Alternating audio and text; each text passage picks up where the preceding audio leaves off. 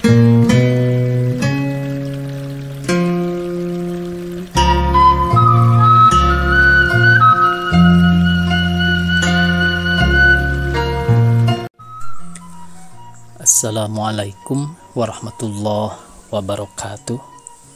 Pemirsa dimanapun saja Anda berada, selamat berjumpa kembali dengan channel YouTube Insan Dongeng. Pada malam ini saya Bang Elgi akan membacakan dongeng klasik Lembah Hijau karya Nur Samsu, penerbit PT Balai Pustaka. Selamat mendengarkan. Semua orang sudah pulang. Ujang tinggal sendiri di pusara ibunya. Ia duduk berjongkok sambil memegang onggokan tanah merah di depannya. Langkah-langkah orang yang mengantar jenazah ibunya tadi sudah menghilang di belakangnya. Sekarang Ujang merasa benar-benar sendiri di dunia ini. Bapaknya sudah lama meninggal waktu ia masih bayi. Sekarang ibunya sudah meninggalkannya pula. Sanak saudara ia tak punya. Sekarang ia sebatang kara di dunia ini. Apakah yang ia lakukan selanjutnya? Ia tak tahu. Ia hanya anak kecil yang berumur 12 tahun. Dahulu bila ia tak tahu apa yang harus dilakukan, ia dapat bertanya kepada ibunya dan ibunya selalu dapat menunjukkan jalan padanya. Bagaimana sekarang? Pada siapa ia dapat bertanya? Ujang menjatuhkan badannya ke tanah, lalu dipagutnya onggokan tanah merah itu seolah ia memeluk ibunya dan menangislah ia terseduh-seduh sambil berseru, "Ibu, ibu, ibu." Ia menangis terus-menerus berputus asa. Lama-kelamaan, karena lelah ia pun tertidur di samping kuburan ibunya. Dalam tidur itu masih terdengar sekali-sekali sedan-sedannya. Waktu ia terbangun, hari sudah sore. Angin dingin berhembus di udara dan kabut turun menutupi bukit tempat ibunya dikubur. Ujang menggigil kedinginan. Kampung Cimacan tempat tinggalnya itu terletak di pegunungan yang dingin hawanya. Tiba-tiba Ujang teringat akan kambing dan ayamnya di rumah.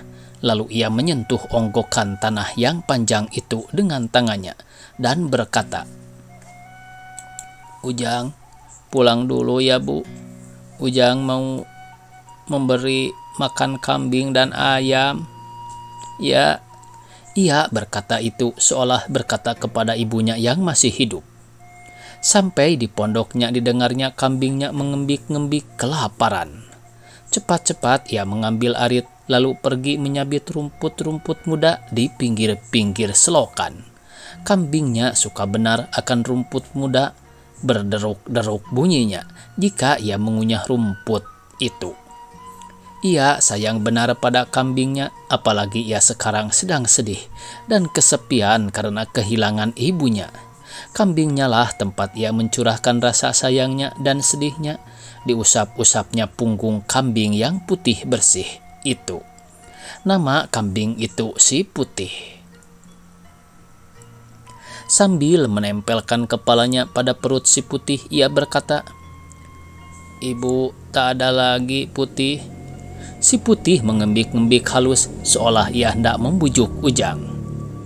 Ia masih ingat waktu ibunya membelikan kambing itu untuknya. "Piaralah kambing ini baik-baik, Nak.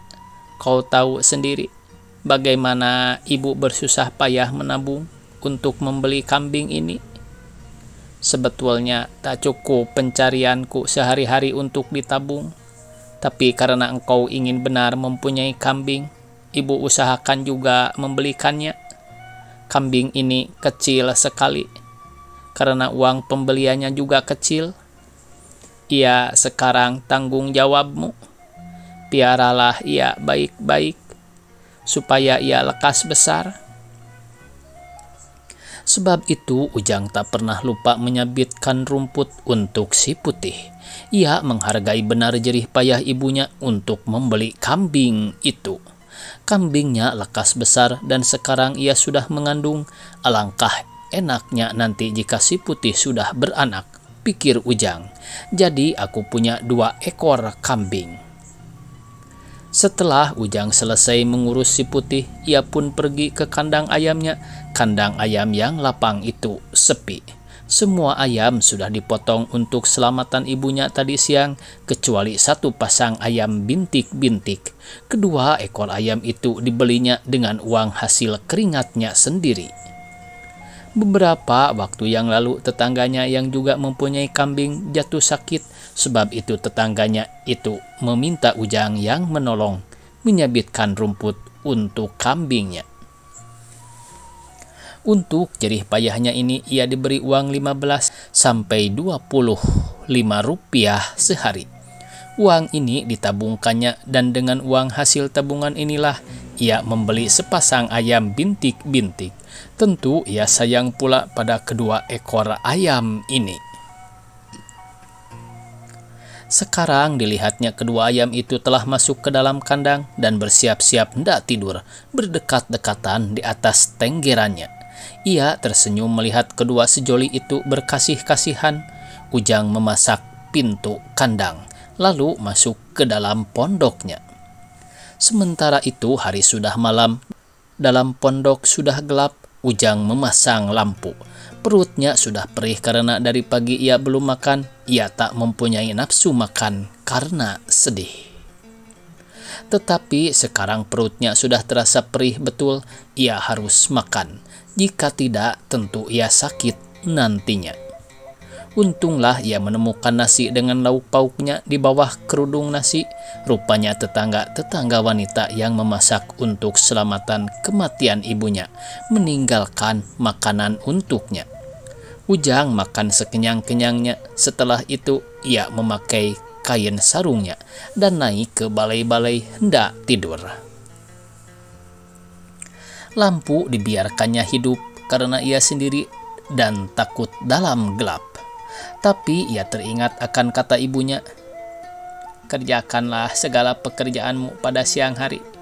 Waktu masih terang, kita tak mampu membeli minyak tanah banyak-banyak." Sebab itu dimatikannya juga lampu itu walaupun ia takut melihat ke kiri, ke kanan di dalam gelap gulita itu. Seolah ada hantu menjangkau-jangkau dari sudut-sudut pondok itu. Ih, ngeri deh. Lalu Ujang menyelubungi seluruh badan dan kepalanya dengan kain sarungnya. Biasanya kain itu dipakainya untuk menutup badannya saja.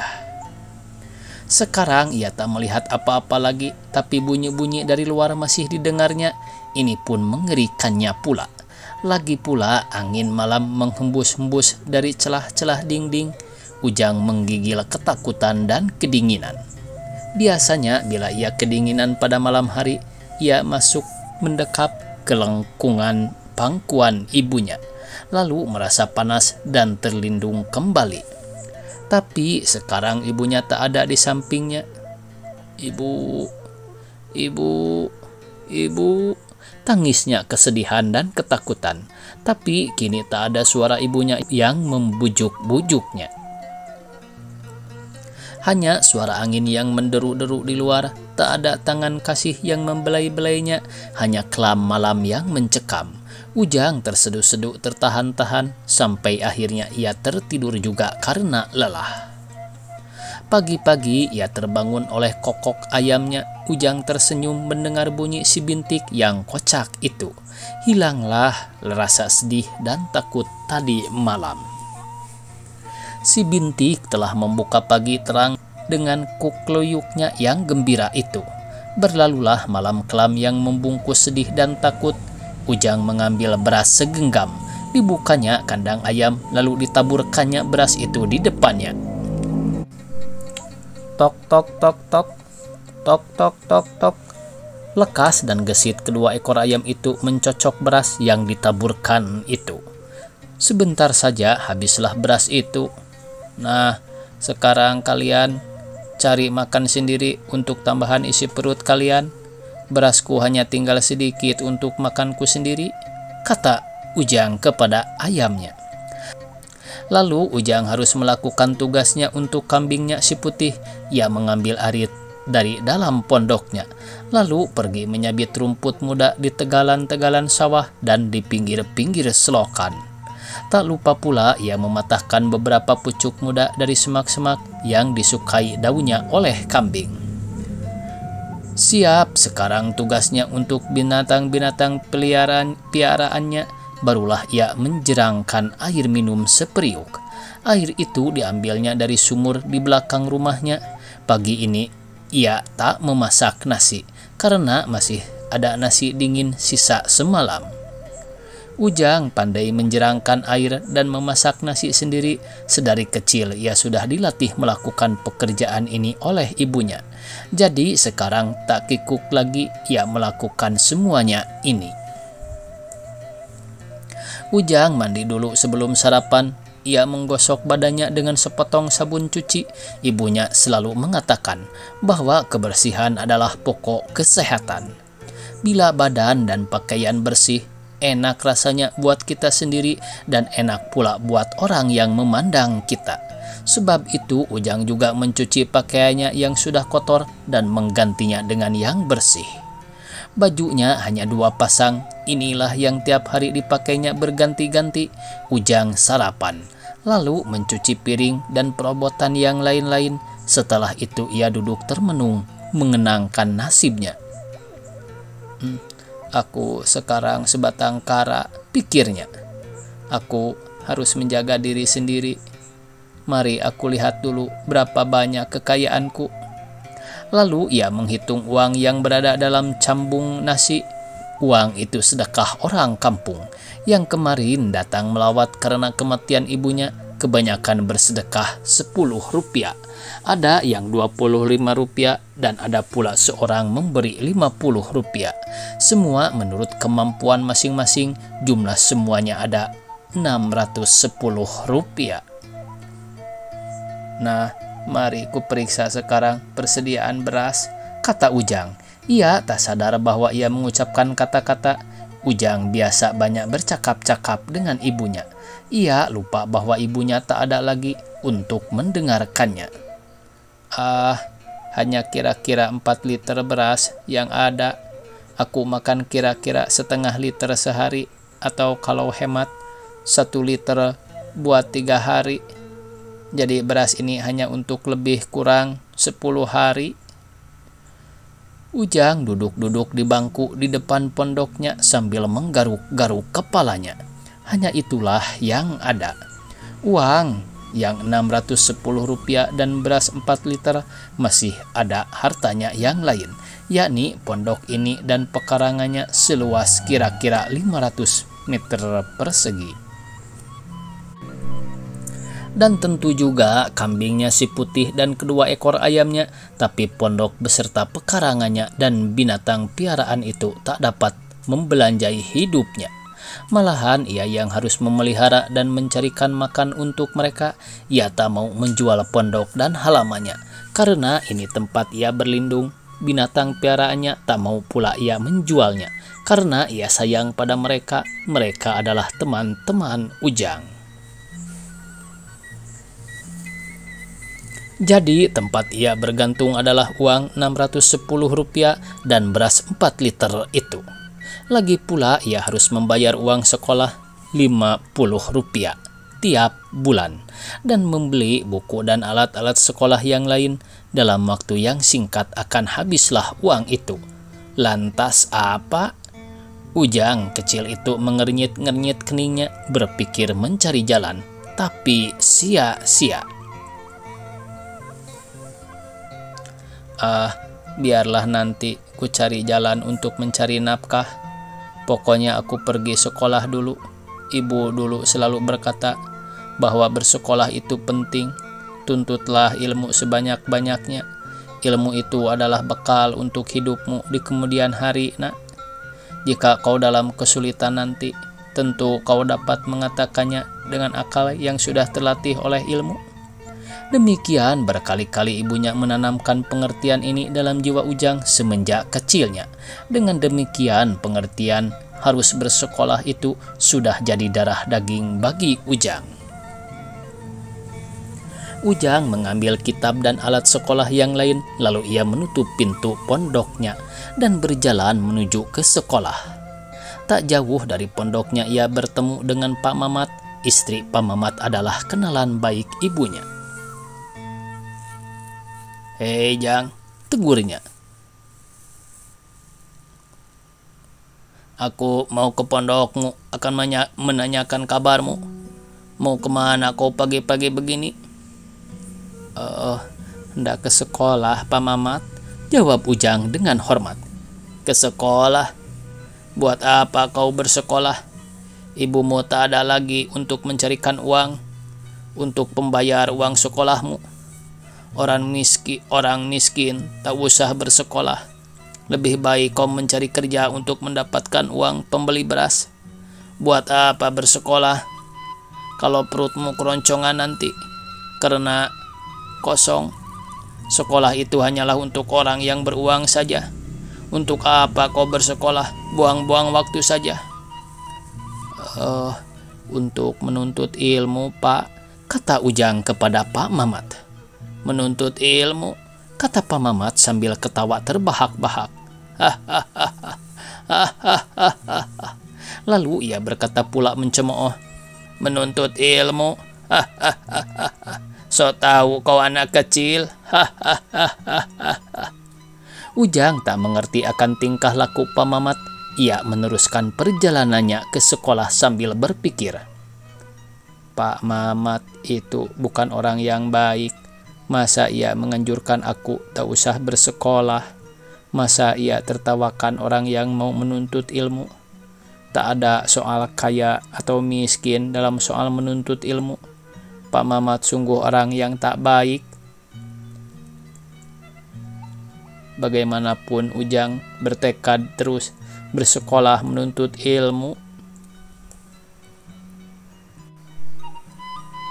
Setelah 10 hari berlalu, habislah persediaan beras. Sekarang Ujang harus membeli beras setengah liter sehari. Sekali-kali ia juga membeli garam untuk sayur yang direbusnya. Ia memakan nasi dengan sayuran rebus. Sayur-sayur ini dipetiknya di halamannya. Almarhumah ibunya rajin menanam sayur-sayuran di halaman pondok mereka. Ada labu siam yang menjalar di para-para bambu, ada pohon-pohon singkong yang ditanam di pinggir-pinggir pagar, dan ada pula pohon-pohon katuk. Juga ada beberapa pohon cabai rawit. Semua tanaman-tanaman itu subur tumbuhnya karena dipelihara dengan baik, dan Ujang selalu dapat memetik hasilnya. Sayuran rebus manis dan enak rasanya. Ujang saban hari memetik cabai rawit karena ia suka makan pedas, tapi kadang-kadang bosan juga ia makan dengan sayur dan cabai rawit saja. Sebab itu ia sekali-sekali membeli ikan asin 10 rupiah. Ikan asin ini dipanggangnya saja di atas bara.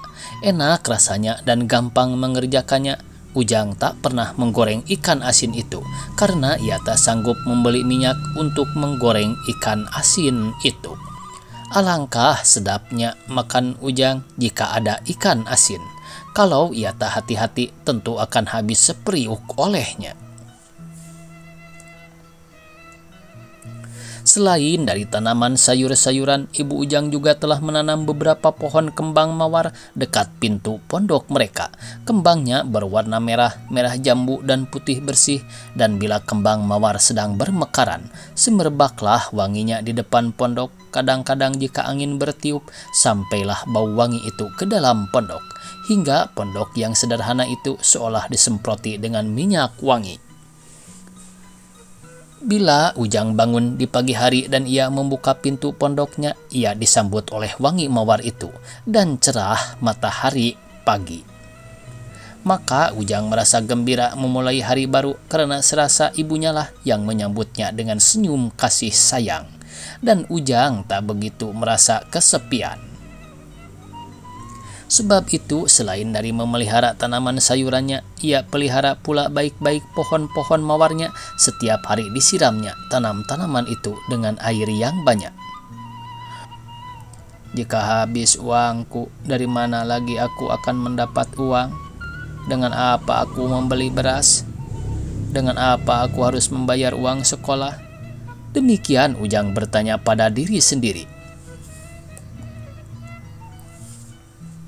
Ia mencari-cari apa yang dapat dijualnya. Di belakang pondoknya ada sebatang pohon nangka yang berbuah. Salah satu buahnya sudah hampir matang dan buah itu besar sekali.